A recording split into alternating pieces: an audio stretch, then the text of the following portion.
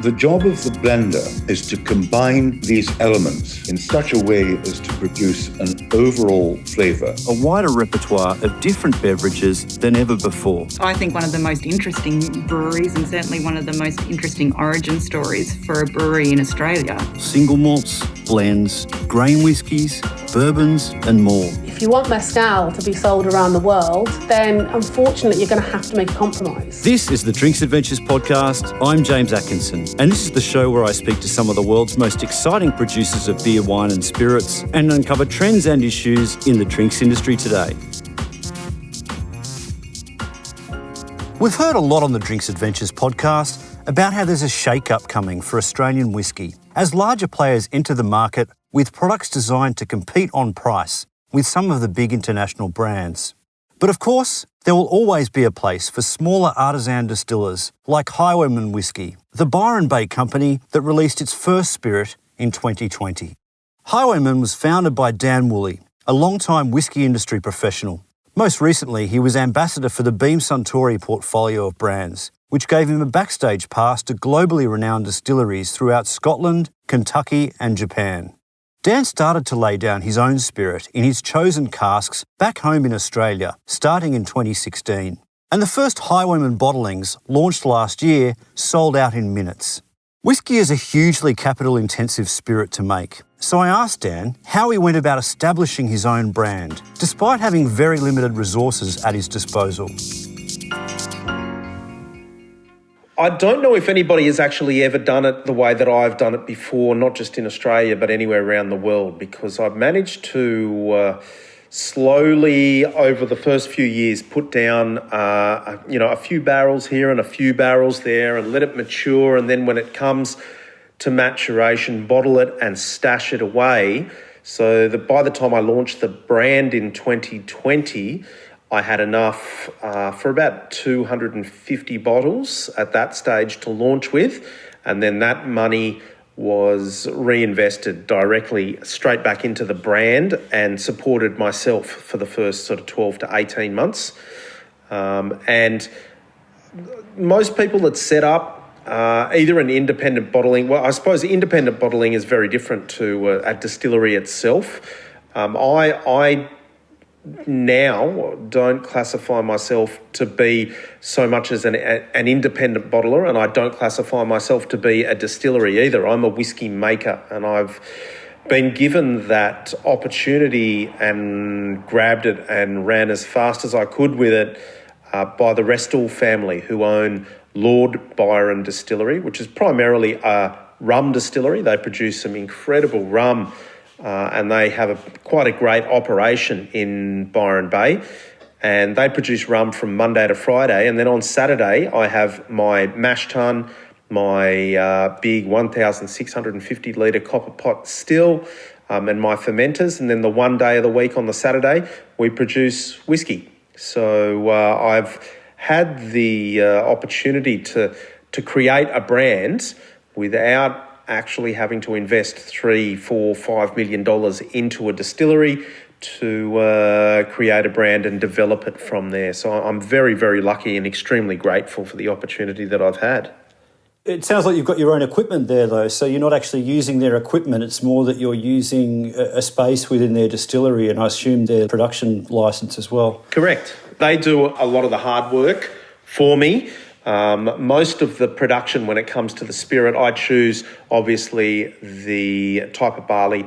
I choose the waters and go through on there as the mashing and the fermenting. And then once the distilling is done, I'm the actual one that does the spirit heart cut on the spirit itself. But they do all of the hard slog for me.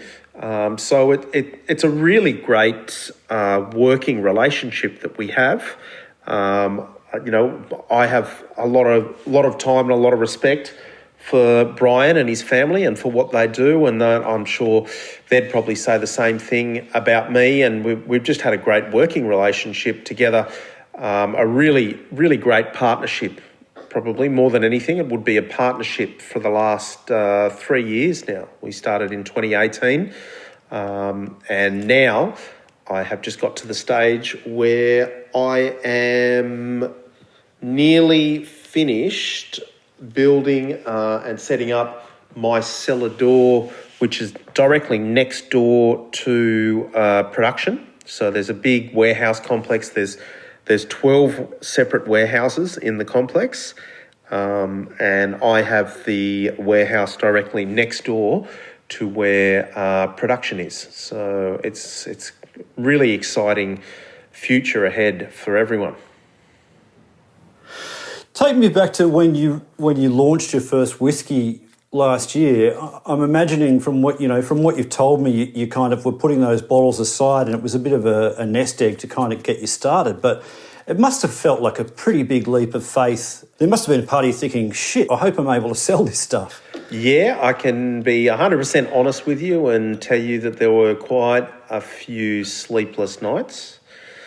I was fairly confident that, the whiskey, with my experience and my palate, I knew that it was fantastic whiskey, but I was taking a big leap of faith because nobody out there had ever tasted it. So they might believe that I have a good palate, believe that it's good whiskey. There are a lot of people that won't buy whiskey without tasting it. So I was taking a big leap of faith and thinking, Jesus, I hope these people jump on board. And it sold out so quickly. I did manage to crash the website multiple times and melted the internet upon every release. And yeah, it's just been so encouraging and so wonderful to see how people have jumped on board, not only with the first 10 batches of independent bottled stuff, but with my own stuff as well. And again, that leap of faith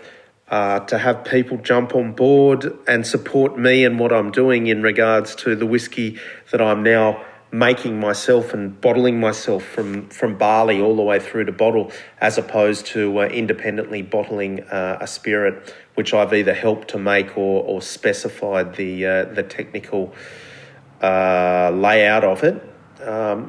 It's been very, very rewarding and really humbling to see people jump on board and support what I'm doing.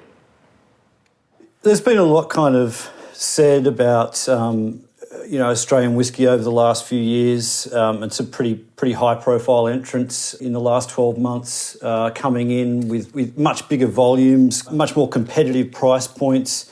Do you see Highwayman kind of staying as a niche distillery making, premium product that is a much higher price point?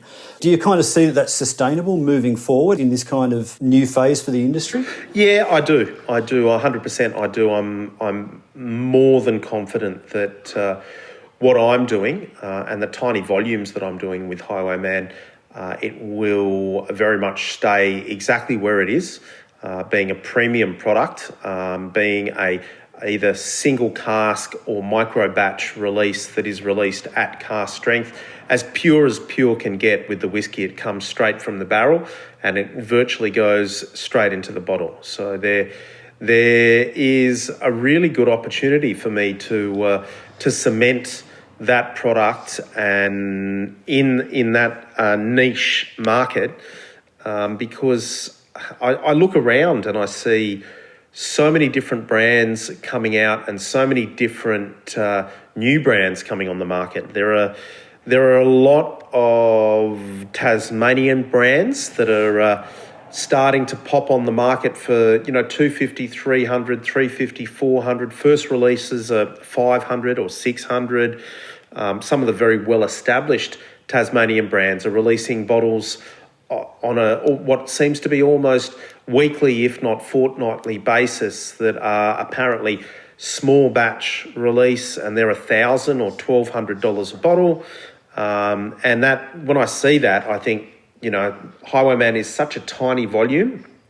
Currently at the moment, I am producing around about 2,500 litres a year. So it is absolutely nothing compared to someone in Scotland. It's not that they would spill more on the ground than I produce in an entire year. And even if you look at some of the big players, the Larks And if you look at Archie Rose, which is even a lot bigger again, 2,500 litres is absolutely nothing. Each time they release whiskey, it's well more than that. And they have multiple releases per year. So it's very, very minute. What I'm doing, I have found a niche, and I will continue to carve a really nice, solid place for that niche. Having said that, I am currently working on 2 other brands that will be a lower ABV, 700ml bottle, lower ABV and lower price point. So they will be a little bit more of a volume play, but they'll never take away the glowing light of Highwayman. They will kind of be connected to Highwayman, but there'll be different brands that will stand on their own 2 feet. What sort of price point will you be trying to hit with those? Mate, I would say there'll definitely be under $200 for a 700ml bottle. There is a chance, I haven't really finished doing all the costings, but there is a good chance that it'll be under that. It may even be $179 for a 700ml bottle, which for Australian whiskey is still, fairly well priced. Having said that, a lot of people will look at it and go, well, it's still very expensive. If you know the whiskey, if you know Australian whiskey, if you know the cost of actually making something, as I've mentioned earlier, I don't own my own distillery. So for me to produce something, it is a lot more expensive than somebody that does own their own distillery. It costs me roughly twice as much to produce the raw spirit than it would for somebody that owns their own distillery. When you say that, I mean, you said you've got your own still. You've got to pay Lord Byron to use some of their facilities, I'm assuming. Correct. So it's basically, under the eyes of the law, it would almost be considered contract distilling, but it's actually using my equipment and me being hands-on as well.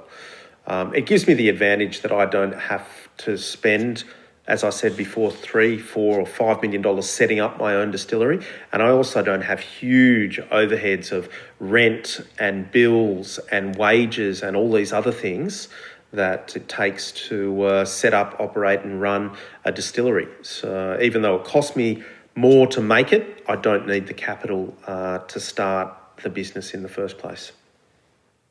Those other products that are down the line, I assume they'll be single malts. How will you be making them less expensive to produce?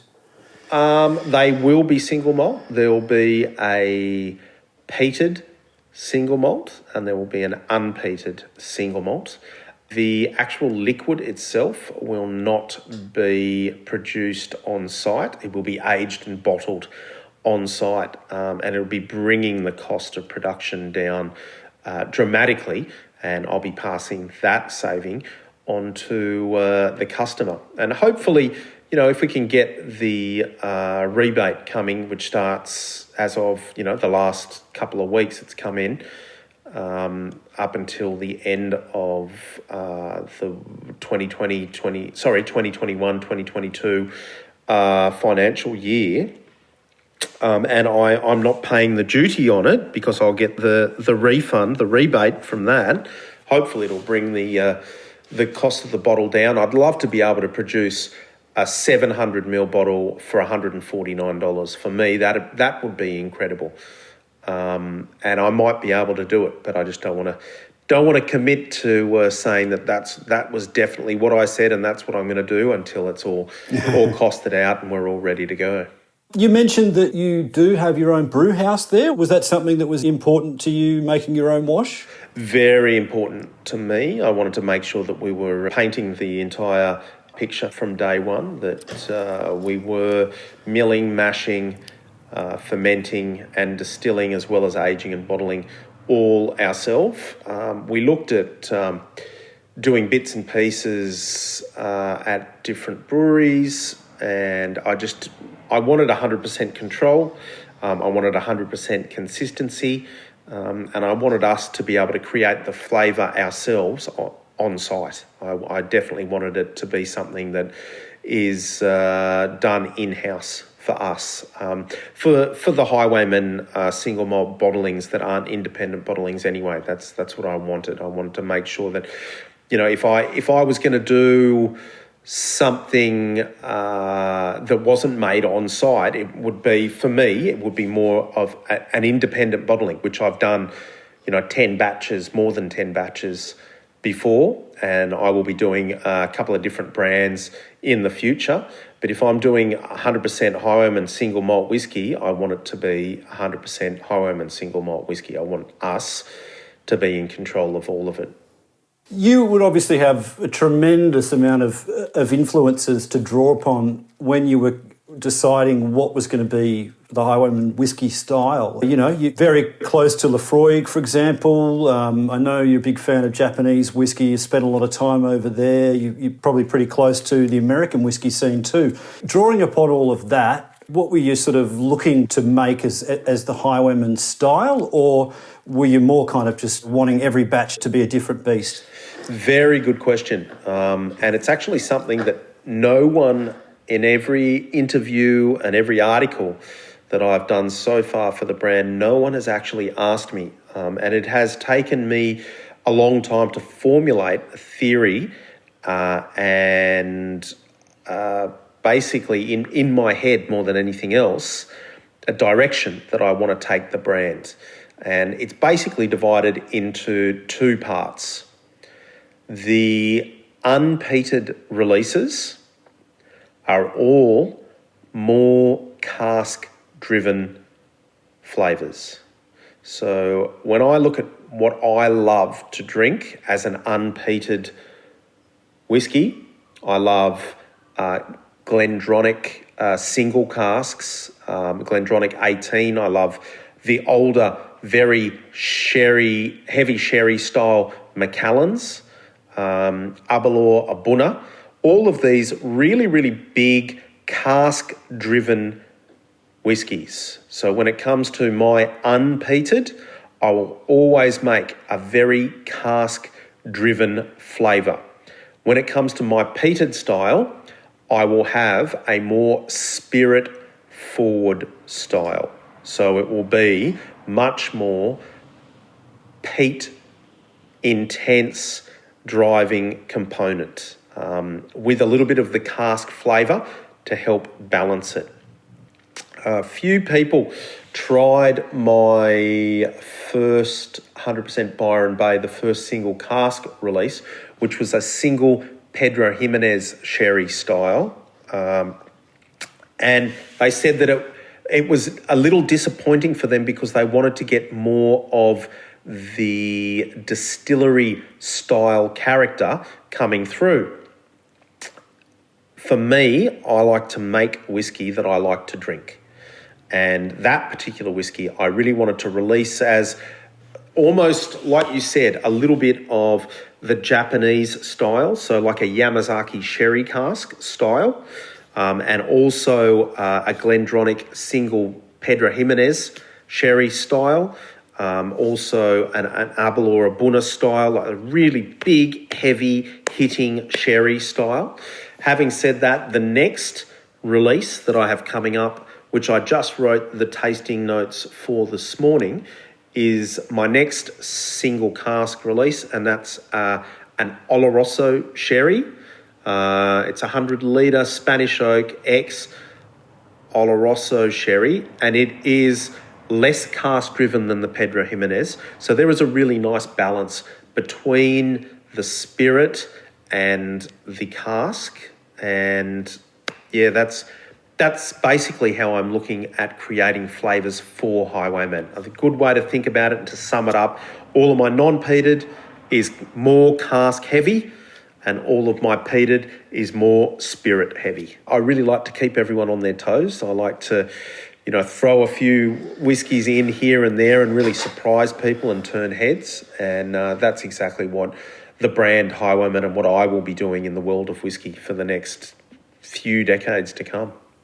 Now, it's obviously a very different sort of environment that you're maturing whiskey in up there to that of, Tassie or Scotland or even Sydney. What sort of adjustments have you had to make to sort of account for that?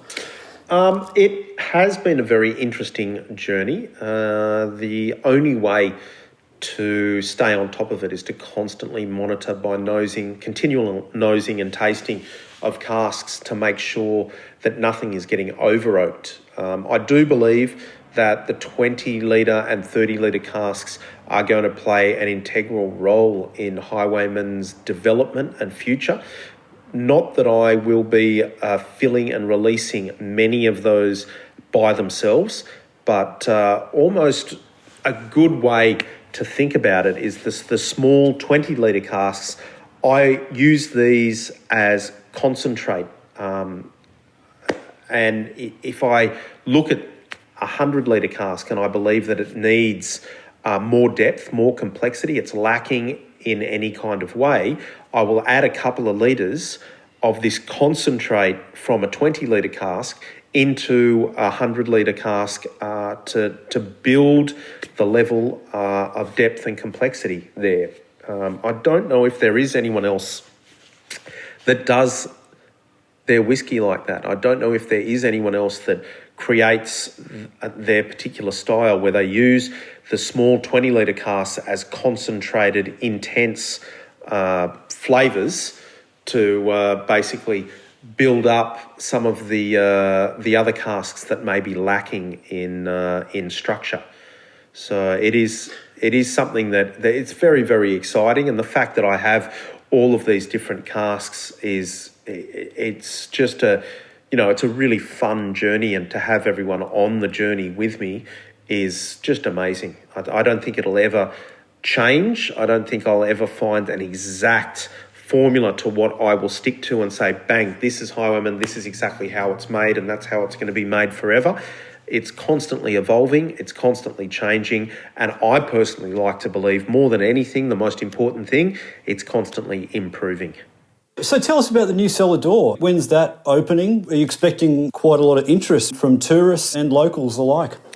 Well, I don't know if you know much about Byron Bay, but it's bloody busy. There's apparently 2.5 million visitors a year, which is astronomical. It is actually mental when you think about the fact that equates to over 50,000 visitors a week. Obviously, there are fluctuations such as Christmas holidays and Blues Fest, different music festivals. What I'm looking at is hopefully in round about a month, maybe mid to late August, opening the doors, but it all depends on how the COVID lockdown goes. If lockdown continues, I will push it back. I'm under absolutely no financial strain or stress to open the doors because 95% of what I sell all goes through the website, so it's not a matter of I have to open the doors. I don't have any financial strain making me do so, but what I really wanted to do was have a home for Highwayman for people that come to Byron Bay and they love their whiskey. So I have built Highwayman headquarters, or as some people have already started to call it, Highwayman HQ. It is not open to the public, so it is by appointment only. And what you have to do is basically jump onto the website, have a little look-see at what day, what time you can book in. And you can book in a masterclass, sit down and taste 3 whiskies and new make. And from there, you'll have a whole bunch of options to bolt on from the masterclass, including a cheese board, including a cured meat board, including a bottle your own 200ml bottle from the barrel after the actual masterclass. And then there's also the shop inside the headquarters, which has got bottles and lots of different merch for sale. So it will be quite cool in the way that you can't just walk in off the street and buy a bottle. You can't walk in off the street and have a little look. You need to actually book and pay in advance. And for me, the most important thing for that is I don't have time and won't put up with tyre kickers. If you're a serious whiskey lover, you book, you pay, you're in there, and I have all the time in the world for you. Highwayman it's a one-man operation. It's me. So I'm not going to sit there by myself all day, every day, on the hope that maybe someone might walk in the door. And I'm also not prepared to, and financially not in the position to be able to pay someone to do that. So this way it gives me the advantage. If you book and pay for your masterclass in advance, I know exactly how many are coming, what time you're coming, what day you're coming. I'm all set up, ready to go. Come in, I can take the best care of you, and then you're out the door. I clean up, lock it down, and good to go for the next day. Sounds like a good model. And I think you were just hinting at this in what you just said, but I have seen on Facebook, you've had to manage some people's expectations when they question why the order they've put in 24 hours ago hasn't turned up in time, or maybe had a whinge about the price or whatever it is. People probably don't quite understand the scale you're working on. It's quite bizarre until somebody's actually with me in the actual production room. I've got a lot of friends that come up and help me to fill barrels, to tip barrels, to bottle, to label, etc., etc. And until you're actually doing it, you have absolutely no idea how much work goes into it. And I'm just one guy, one man operation. I have a couple of friends helping me here and there. There's nobody on the payroll. It's me. That's it. No one else. For people to whinge and whine about, say, for example, the price of it, it's pretty simple. If you can't afford it or you don't want to buy a bottle, just don't. I'm not forcing it on anyone. I'm not pushing it on anyone. Is it too expensive? No. No way known to man that it is too expensive. I put any of my whiskies up against whiskies that are 2, 3, even 4 times the price of what I charge. And I'll just go back to some of these other whiskies. If you look at some of these recent Tasmanian releases, $1,000, $1,200, etc., etc., $2,000, and so on and so on and so on. Mate, for my standard releases are $249. My single cask releases are $299, and that is about as good as you're going to get. It is very, very well priced. And if you don't want to buy it, you think it's too expensive, you want to buy something else, or you're questioning whether it's worth it, every release that I've had so far sells out in minutes. So is it too expensive? If it was too expensive, wouldn't it take a lot longer to sell out? Would it sell out at all? They are... My first 100% Byron Bay release was also my first single cask release, and that sold out in 9 minutes at $300 a bottle. You can't argue with that, can you? No, I'm ecstatic. I'm so thankful and grateful for people spending their money on my whiskey and investing into my brand. It is really, really humbling to see, and I'm so grateful for it. But for the people that want to say that it's too expensive, no, it's not too expensive. And people this happens to me every time I release a batch. Within 24 hours, sometimes less than 24 hours after I've released it, people are messaging me saying, I haven't heard anything, I haven't got my bottle yet, I'm